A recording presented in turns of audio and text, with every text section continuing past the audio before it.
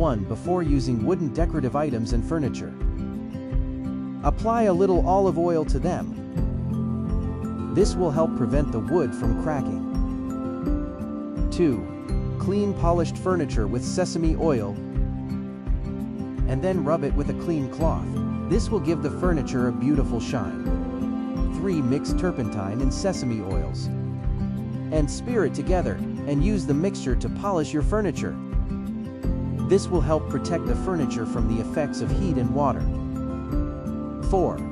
Before using wooden items and expensive utensils, apply coconut oil to their surfaces. This helps maintain their shine and prevents them from cracking.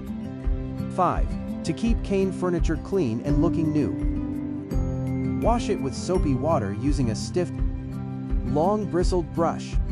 If the color has faded, have it varnished or repainted.